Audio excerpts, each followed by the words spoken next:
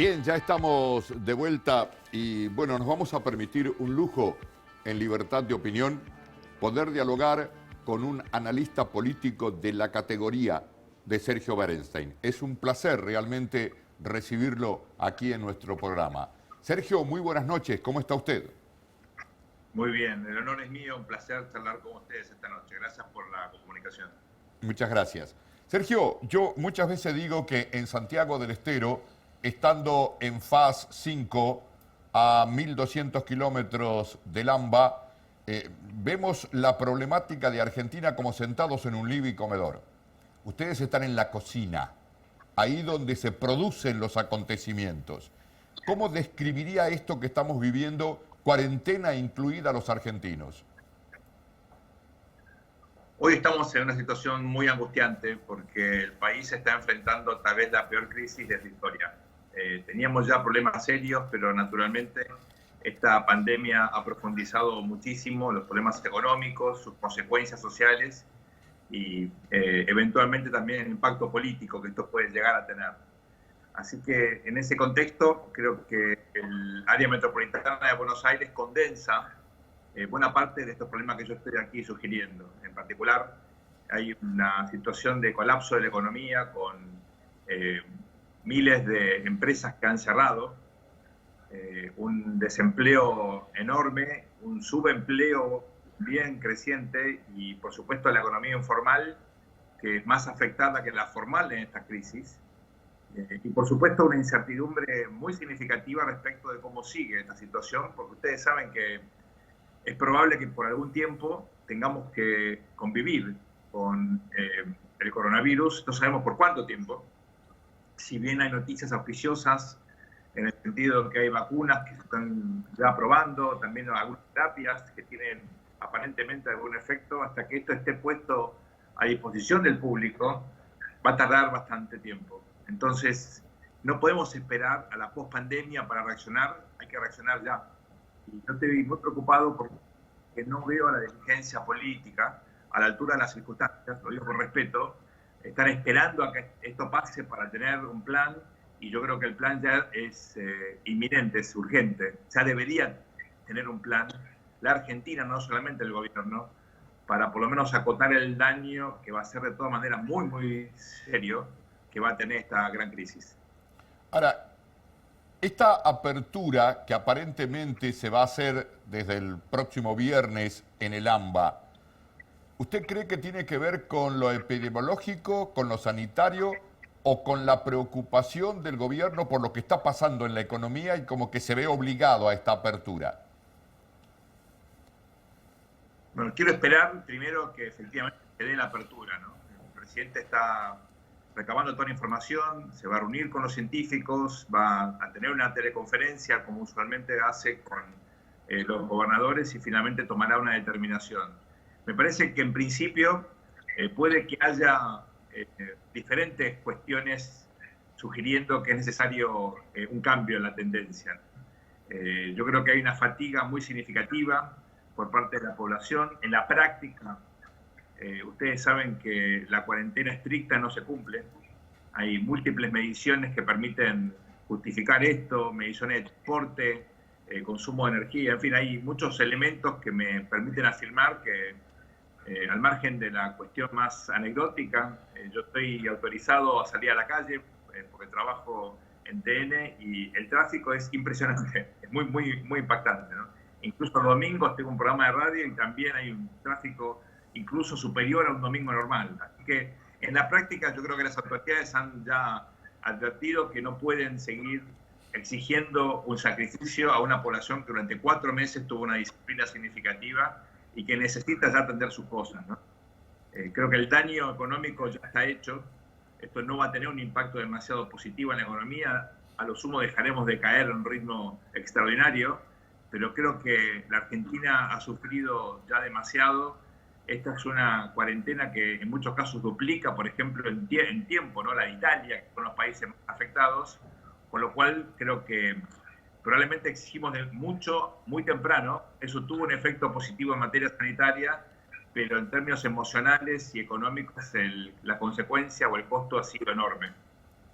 Sergio, por lo que uno pudo saber a través de declaraciones de la oposición, esta tarde lo escuchaba a Martín Lustó, el presidente en materia económica lo único que les ha dicho a los opositores es, tengo un plan para después de la pandemia. ¿Usted cree que hay que esperar o debería empezar a practicarse, a ponérselo en práctica ahora? En mi opinión, el presidente debió haber tenido un plan el 10 de diciembre. Él debió haber asumido con un plan. El no haber tenido un plan el 10 de diciembre ya me parece algo bastante grave.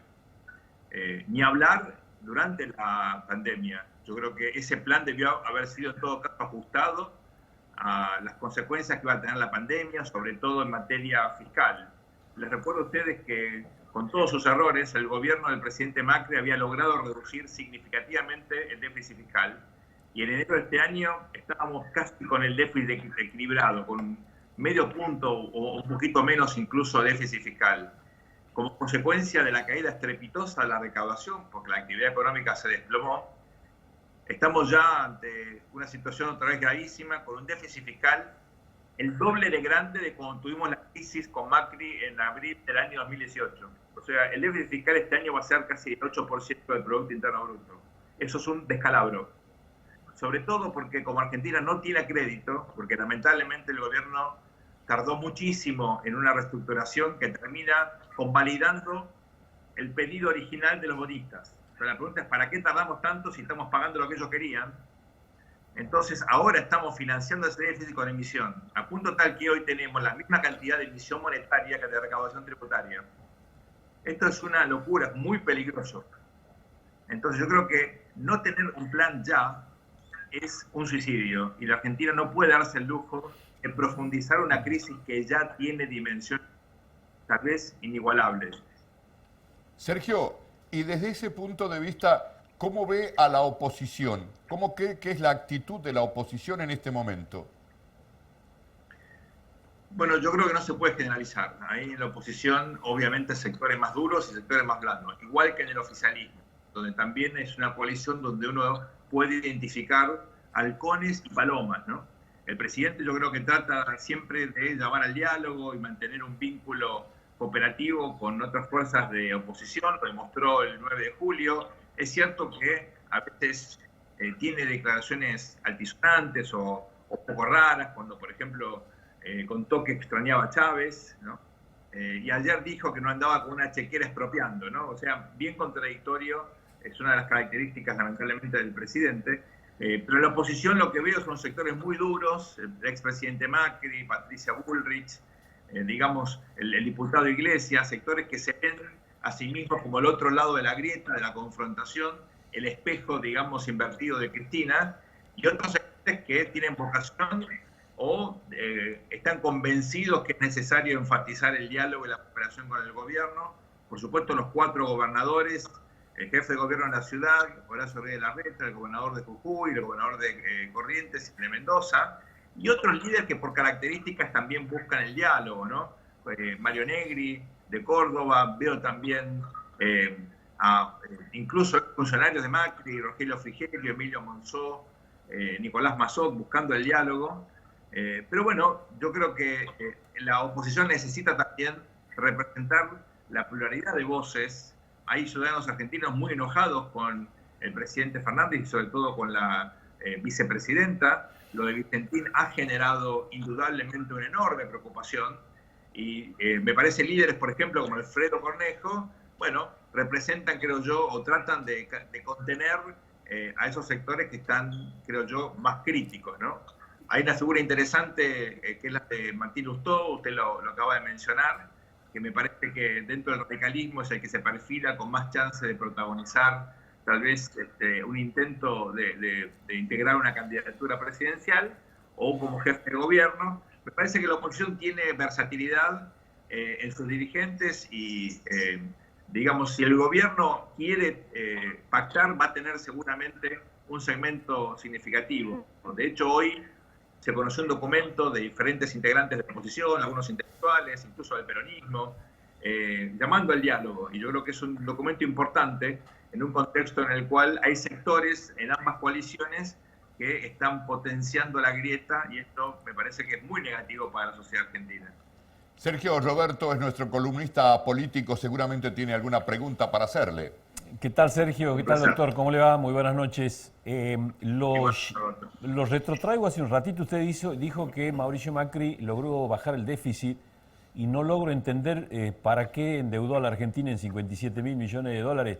Ese es un punto. Y digo esto porque me da la sensación que lo que está pasando hoy en la República Argentina forma parte de la poca estabilidad o dureza económica que para enfrentar una pandemia que ha impactado en el mundo, ¿no?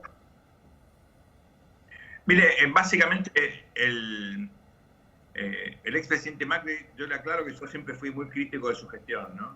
Pero mirando los números, él lo que decidió fue volver a los mercados, en parte para pagar un juicio que Argentina había perdido en los tribunales de Nueva York y no pagaba, que fue el famoso juicio donde el juez Griesa, ¿se acuerdan? Claro. El famoso episodio de los holdouts era una vergüenza, porque la Argentina había litigado, había perdido y se negaba a pagar. Eso era vergonzoso. Entonces, lo primero que hizo el expresidente Macri fue mandar a una comisión a negociar eso, ¿no?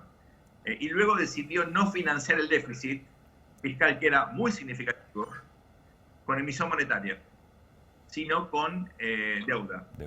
Hay tres maneras de financiar el déficit: con emisión monetaria, con deuda y con impuestos. Bueno, lamentablemente el problema no fue solamente ese, que en todo caso el déficit era heredado, porque le recuerdo que el tamaño del Estado argentino desde el 2003 a la fecha se duplicó.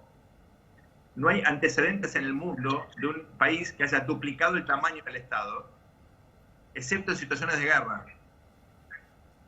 Argentina hizo esto encima generando empleo público no productivo. O sea, no es que tenemos el mejor sistema educativo o el mejor sistema de salud o las mejores autopistas, nada de eso.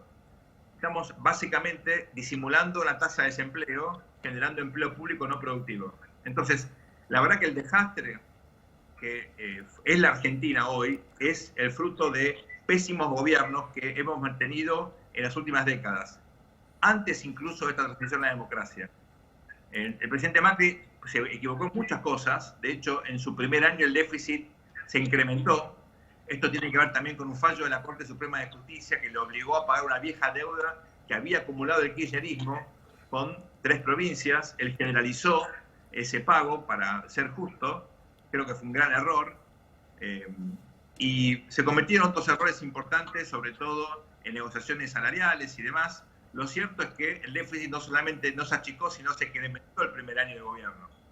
Ahora, había acceso a los mercados porque había mucha confianza en que el presidente Macri iba a ser capaz de reducir eventualmente el déficit. Cuando el mercado se dio cuenta que esto no era así, luego de la victoria electoral del 2017, ahí le sacó totalmente la confianza y Argentina se estrelló en abril de 2018.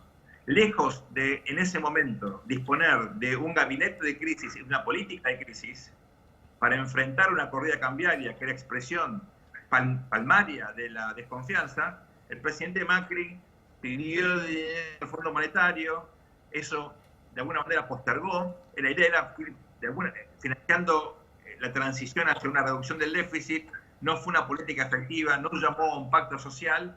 Y no solamente ocurrió eso, sino que en el medio se distrajo organizando el Mundial 2030. Bueno, gobernantes que se distraen con tonterías por el estilo, efectivamente profundizan la crisis. Entonces, yo creo que aquí la deuda no es lo más importante, porque todos los países se endeudan. Los países que no se endeudan es porque no tienen crédito. Lo importante es la falta de confianza, es la falta de credibilidad. Y lo que ocurrió fue que el mercado le quitó credibilidad a Macri porque se dio cuenta que él no estaba a la altura de las circunstancias. Luego ganar las elecciones, en vez de llamar un pacto social e implementar las reformas que la Argentina necesita, pensó en, digamos, consolidar su poder y destruir a la oposición. Bueno, pagó un costo enorme por eso, ¿no?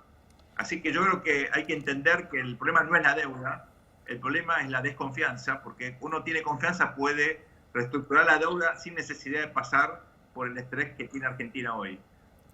Sergio, Rafael Fano es nuestro columnista económico y seguramente tendrá mucho para preguntar también.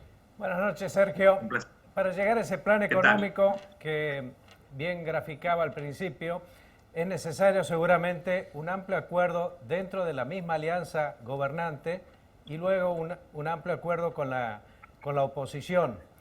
¿No teme usted que se demore una vez más, como tantas otras veces en la Argentina, esa decisión política, ese acuerdo político y que la crisis se profundice socialmente sobremanera y nos lleve puestos a todos los argentinos una vez más?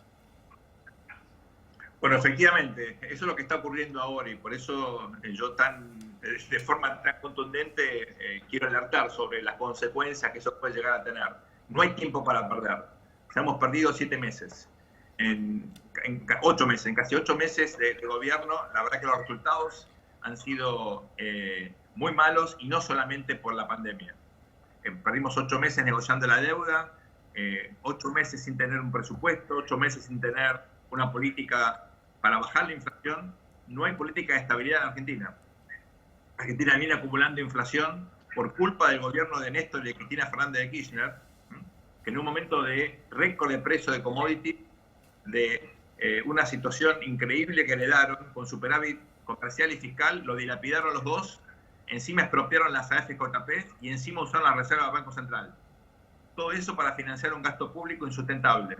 Bueno, la Argentina necesita revertir eso, necesita generar un clima de inversión apropiado, necesita obviamente también atender la necesidad de la mitad de la población o más que ya está viviendo debajo de la línea de pobreza, y eso no se logra sin acuerdos políticos y sin una visión de largo plazo, porque la recuperación de esta tremenda crisis va a durar mucho más que un gobierno.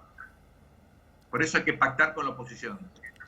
Sergio, el hecho de que el presidente haya reconocido como un error lo que intentó hacer con Vicentín, ¿responde a una particular convicción de él o de alguna manera debemos leer que nunca quiso hacerlo y de alguna forma fue obligado?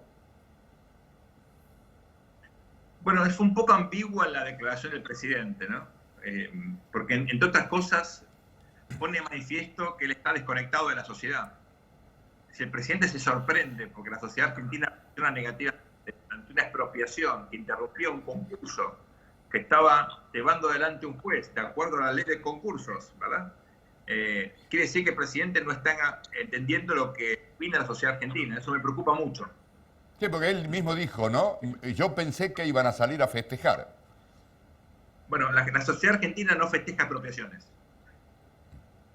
Hace mucho que no festeja la sociedad argentina en su conjunto, pero expropiaciones seguramente no ha festejado. Cuando fue lo de YPF tampoco nadie salió a festejar, que fue un fracaso absoluto, reconozcámoslo.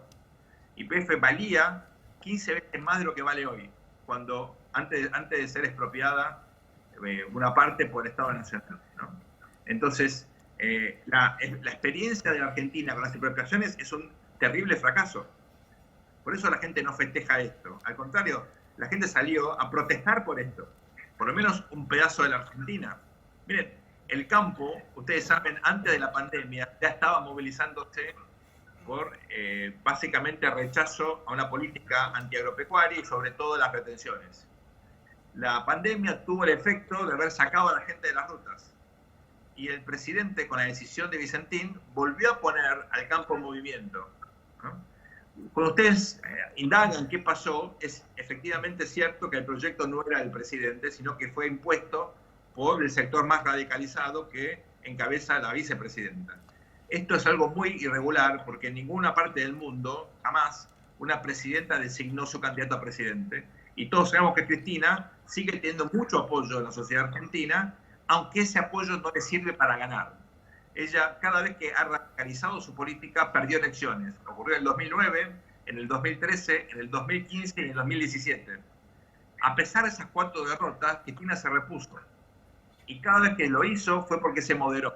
Por eso lo puso Alberto Fernández, en su momento lo puso a Insaurralde de candidato en la provincia de Buenos Aires, antes luego al propio Scioli, en fin, siempre ella buscó candidatos moderados porque es consciente que la radicalización implica aislamiento y básicamente fuga de votantes hacia otras opciones.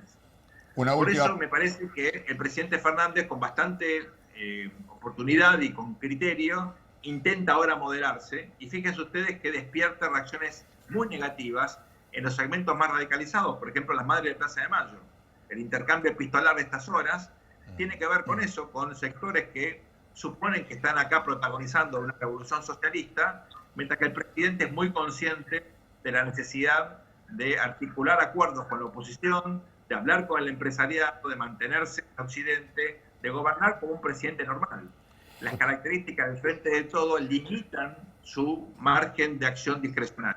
Usted se refiere a la carta de Eve de Bonafini y la respuesta del presidente de la Nación, ¿verdad? Exactamente, me refería a eso, que fue una carta muy dura, la de Eve, con un discurso, digamos, bien extremo. Ella después hizo declaraciones en Radio del Plata, donde fue aún mucho más crítica. Y bueno, me parece a mí que la respuesta del presidente fue muy oportuna, fue muy sensata, muy tranquila, tratando de no alimentar esa grieta interna, pero claramente quedan expuestas aquí, más que matices, visiones del mundo totalmente distintas dentro de una coalición de gobierno. Pero la gran pregunta es si esto es sustentable, si el Frente de Todos va a poder seguir unido, o si, como ocurrió en otros casos de presidencialismo de coalición, vamos a tener una crisis de la coalición del gobierno, como ocurrió, por ejemplo, con la alianza entre 1999 y 2001. Una última pregunta Sí. se la quiere hacer también nuestro columnista Carlos Gómez, Sergio. Sergio, ¿cómo le va? Buenas noches. ¿Qué tal, Carlos? Muy bien. ¿Qué tipo de alianzas cree usted debería hacer la Argentina para salir de esta situación, de esta coyuntura, a nivel regional, a nivel internacional? O por otro lado, ¿a qué países deberíamos espejar para salir de esta situación de pandemia? Mire, el mundo hoy está muy complicado porque, por supuesto, ya veníamos mal antes de la crisis sanitaria y ahora las cosas están mucho peores. Hay más proteccionismo, el enfrentamiento entre China y Estados Unidos, o China y Occidente, se ha profundizado. Hay una multiplicidad de tensiones y problemas, tanto en materia de seguridad, económico, el impacto de la tecnología es impresionante, hay también problemas ambientales. Nada más que eso ya amerita que la dirigencia argentina, política, económica, social, cultural, religiosa, arme un acuerdo de gobernabilidad mínimo como para acotar el daño que eso genera en la Argentina. Imagínense ahora con la pandemia, una caída histórica del producto como no hemos tenido nunca desde que se mide el Producto Interno Bruto, ¿verdad? 26 puntos en abril es algo sin precedentes. Entonces, yo creo que es una irresponsabilidad infinita seguir gobernando como si esto fuera una crisis más. Y me parece que puede haber, lo digo como hipótesis, un problema aquí cognitivo de políticos que ya superaron tantas crisis que creen que van a poder superar esta. Bueno, eso puede ser un sesgo muy negativo, porque esta es una crisis sin precedentes. Nunca estuvimos tan mal. Con lo cual, lo que yo creo que aquí hace falta un programa de gobernabilidad, un gobierno de unidad nacional, donde básicamente tengamos un programa de transición, primero para acotar el daño y luego para poner la Argentina en movimiento con algunas prioridades muy sencillas. Una tiene que ser la seguridad, porque la seguridad ciudadana ya está sintiendo las consecuencias de crisis económica sin precedentes. Lo conocen todos los funcionarios. Hoy hay gente delinquiendo que no tiene antecedentes penales. Hay también situaciones extremas. En el sur está muriendo gente de frío. A ver, lo digo de vuelta. No muere gente de coronavirus, mueren de frío. ¿Por qué? Porque no tienen plata para comprar ni siquiera un poco de leña. ¿Ok? Así que estamos ante una situación extrema y creo que tenemos que estar a la altura de las circunstancias, una responsabilidad enorme que tenemos en este momento en la Argentina. No podemos esperar más para lograr un acuerdo mínimo de gobernabilidad. Sergio, cierro con esta pregunta. Frente a todo lo que hemos comentado, lo que hemos charlado, que le agradecemos infinitamente, ¿cómo está hoy la imagen del presidente? El presidente Fernández sigue teniendo una imagen relativamente alta, de casi 55 puntos. Ustedes saben que con D'Alessio Irol yo mido todos los meses la imagen y de hecho hago también durante los meses durante el mes hago encuestas simplemente para ver las tendencias, y esa es una imagen que se diferencia de la de su gestión. La gestión del presidente ha caído mucho más que su imagen. Su imagen estaba mucho mejor antes, arriba de 60 puntos, cayó un 10%. La valoración de la gestión del gobierno ha caído mucho más significativamente, ha caído más del doble. Y esto no es menor porque pone de manifiesto que la imagen presidencial está como desacoplada de su gestión, pero es cuestión de tiempo hasta que esto, digamos, termine de alguna manera en los mismos niveles si no hay un cambio en la calidad de la gestión del presidente. Así que es un presidente que es valorado sobre todo por sus votantes y por un segmento de votante moderado, pero por supuesto el votante de Juntos por el Cambio, en su gran mayoría, el 90%, es muy crítico del presidente, que cree que está gobernando la vicepresidenta y no él, cree que es un presidente marioneta. Por eso hay que tener en cuenta aquí que estos acuerdos van a implicar costos para los políticos que lo hagan. Fíjense ustedes que incluso en las redes sociales uno advierte que políticos moderados son muy criticados por los propios votantes más extremos de la coalición Juntos por el Cambio, precisamente por pactar con el gobierno nacional, ¿no?